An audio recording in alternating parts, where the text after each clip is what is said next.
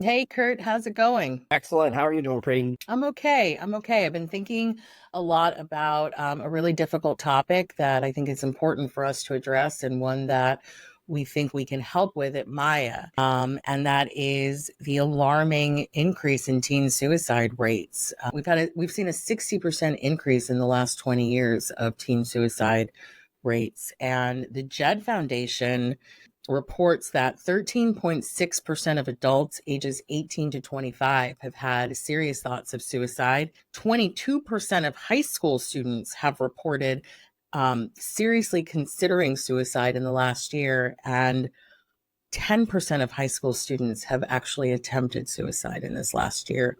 It's an incredibly scary statistic for us to reckon with, especially as a parent. And I wanted to get your take on that. And I wanted to also ask you to talk to us about how this begins and what we can do about it.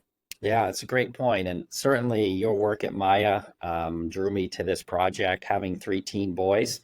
And I think it's one of the hardest conversations a parent, even a good parent who judges themselves as doing a good job, they can go to the kids' game, they can referee, they can coach, they can drive everywhere. And then you ask them, well, have you ever talked about suicide with your son or daughter? How much they think about known as suicide ideation. It's terrifying. It's harder to it's easier to say I love you to a teen, child than talk about suicide. And I noticed as my parents passed away and some uncles and aunts that I call it the moment of surrender, which I find fascinating, completely ripped off as a U2 song title. But it's the point where a human being, and now that we're seeing it a younger age demographic, stops living their life and begins to wait to die. So they Yeah. start making choices subtly, usually, about, especially in the older generation, not taking care of their health. So that's not going to the doctor regularly. That could be not getting their teeth cleaned and taken care of regularly. That could be drinking much more alcohol than they have their whole life. Maybe they start smoking cigarettes, doing events that will increase their likelihood or their timeline of their death. Now with teen suicide and social media pressure, and we've talked about it Maya and some other videos, where the opposite of meta, we try to counteract the effects of social media. It's something where getting and talking to a person, whether they're 12, 13, 14, all the way to 65, 70, where that switch takes place, where they stop taking their medication every day and going for walks and being healthy and not eating too much red meat and not drinking too much.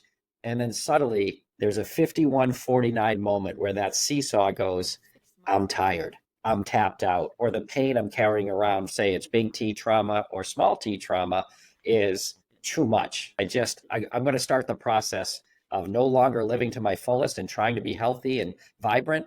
But now I'm just kind of waiting to die. Not put a gun to my head or put a noose around my neck, but making decisions that will slowly increase my death chances or the timeline of my death.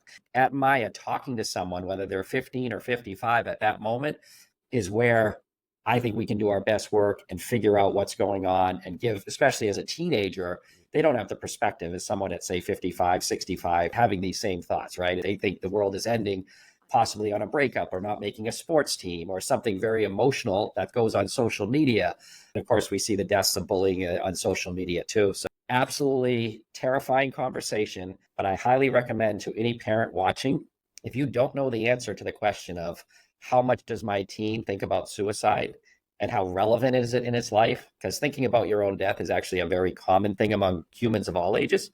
But at this point, you need to find that out, because that's the most terrifying result, is guessing wrong or not knowing the answer to that. Right. And, it occurs to me that if, as an adult, one were to have suicidal ideation, it's probably not the first time you've thought of that. That's something that begins in childhood.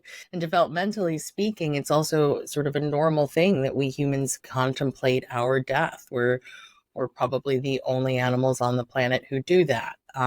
We know that there's a finality to it. We experience death and grief and loss throughout our lives, but contemplating our own death and contemplating what that would be like is not abnormal or unnatural. But where we can be helpful at Maya is that there are distinct characteristics of somebody who has gone down a path where external validation, where addiction, where the need for more is taking place of real self-esteem, a sense of value and worth in the world. And I mean, I have personal experience with this. As an adult, I was suicidal. As a child, I was suicidal. But my suicidal ideation turned over the course of about 35 years into an actual suicide attempt. And it's something that I've been quite candid about, and it's something that I talk about in order to shine a light on um, how everything can look pretty great from the outside and things are still not necessarily going well in a person's inner life. And I will also say that Maya is not a mental health program. Maya is a self-esteem program. And I highly recommend that anybody who's working with us, whose child is going through suicidal ideation, is also working with mental health professionals. I did as well. I 100% have been in therapy since I was 17 years old. At some point in my adult life, I suffered from panic attacks somewhere in my early 30s, and I went on some medication for that. At the same time, I've been self-medicating for a number of years with alcohol and then eventually with drugs as well. And when when life became unmanageable, when my alcoholism got to a point of no return, and I started to feel incredibly defeated by life. I was about 42 years old and I was incredibly successful. I had a great group of friends. I had a good family. I ticked a lot of boxes that a lot of people would say, well, she's okay. And I actually wasn't okay. And I hadn't been okay for a long time. And I didn't feel equipped, even though I'd been in therapy, even though I had done the work. I didn't feel equipped to talk about this deepest, darkest secret. And I definitely didn't talk about it with my parents. I'm And do you wondering if you think that that might have helped, the ability to talk about it at a younger age, and then maybe taking away the shame and allowing our kids to have the space to say some things that are really uncomfortable and perhaps actually quite frightening for us could be helpful. you just hit it right on the head as far as how difficult, if you think it's difficult as a parent listening to this and then say talking to your teenage son or daughter after this video, hey, you know, how are these thoughts in your head? Well, imagine what you just laid out, going to your parent and having to have this discussion. Have you created the space? Have you created the relationship and the trust? You know, are you preaching or teaching generally to your kids to where they could talk to you about this before an act could take place? So that's why I think you get the guilt and shame, as you talked about, as well as parents, just not on the kid's side, is that if your child can't talk to you about this, you feel like a failure. You have shame, and God forbid they followed through on any of that ideation, then you really feel like it's your fault and it's you didn't do anything and you didn't know. So you hit it right on the head as far as communicating and being able to have these discussions, with parents. Like, I wonder what your parents would say if you had gone to them and said something at that age. Right. I would say that the shame and the pain was there as an adult as well. It took me many years to actually be able to talk to my own family about what had happened. And it was only after I had gotten treatment for my alcoholism that I'd been in recovery for a couple of years. And then also, to be perfectly honest, when I decided to do a podcast and start talking about what had happened to me in order to help shine a light on some of these issues that are still quite taboo in our society, is when I realized that I actually needed to tell them, because I didn't want them to hear about it through a third party. I didn't want them to find out on a video or on social media. That would have been awfully disrespectful. But I had a lot of shame, and I also felt very protective about them and their emotions. And I didn't want them to think that they had failed. I didn't want them to think that they had caused this in any way. And the truth of it is that my environment and my DNA and the way my brain was created and the way my addiction took a hold of me and some of the choices that I made that made me feel like I had no other choice, and the fact that I was very, very inebriated when I did it, were all factors. The ability that I had and the support I had to navigate my life as an adult in therapy, with medication, with family that understood that I had some mental health challenges, both in terms of anxiety and depression, was not enough to prevent me from feeling like there was no other way out. And I think about that. I think about the fact that this had been a thought that had occurred to me during my first depressive episode when I was 17 years old. And I went through untreated depression for a few years until I got to college. And somebody, a dean, recognized it in me and helped me get the treatment that I needed for that. So I'm wondering, from your perspective, having high school age children, what as a parent would you do to begin this conversation with your kids? Well, certainly not coming out just at the dinner tonight. There has to be some build up because this is, in my opinion, the ultimate question, right? We have a thing as parents where whenever teenage kids are putting a plan together, the first rule is nobody dies, right? Whether it's drinking or vaping or what's going on at a dance or someone's house that night. But the first rule of Fight Club, a parent Fight Club, is nobody dies tonight over this, regardless of what's going on.